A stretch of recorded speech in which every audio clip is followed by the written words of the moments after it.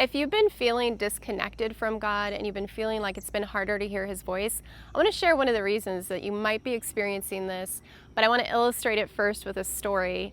A couple of years ago, I helped a woman move out of her place, and she was a hoarder like none I'd ever seen before. Every room of her house was full of stuff from floor to ceiling. You could barely walk. There was like little pathways throughout the house. When you went into her kitchen, her stove was covered with stuff, her table was covered with stuff, her sink was filled with stuff.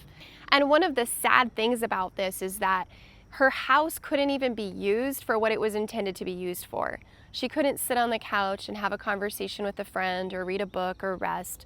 She couldn't go into her kitchen and cook a meal and sit at the table and eat it and wash her dishes because there was no space for that. And I believe that oftentimes our minds are like that house. And one of the main purposes of our minds is to connect with God. It's to think about Him. It's to think about things that are eternal. It's to connect with Him and it's to commune with Him.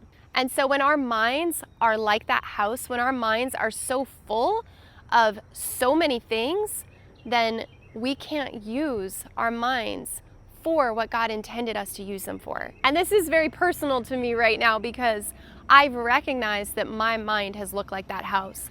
And I've been repenting all week of letting my mind be so full of things that aren't necessarily evil or sinful, but they're unnecessary. They're extra, they're clutter. They're keeping me back from being able to use my mind for the purposes that God created it to be used for. Most of you guys have gone through your closet at some point or another, gone through each piece of clothing and asked yourself questions that help you determine whether you should keep it or not. And as believers, I believe we need to be doing that with our thoughts. We need to be thinking about what we're thinking about. We need to be taking each one of those thoughts and running it through the filter of Philippians 4:8. Is it true? Is it lovely? Go through the list. Is it something that draws you closer to the Father and to His purposes and His plans for you?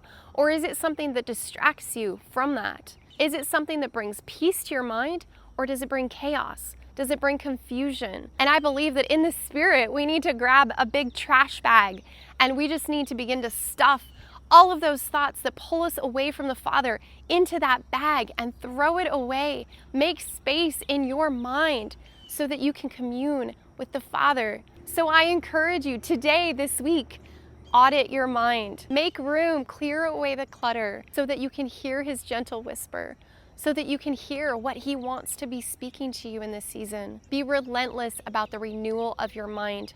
I promise you, you will not regret it.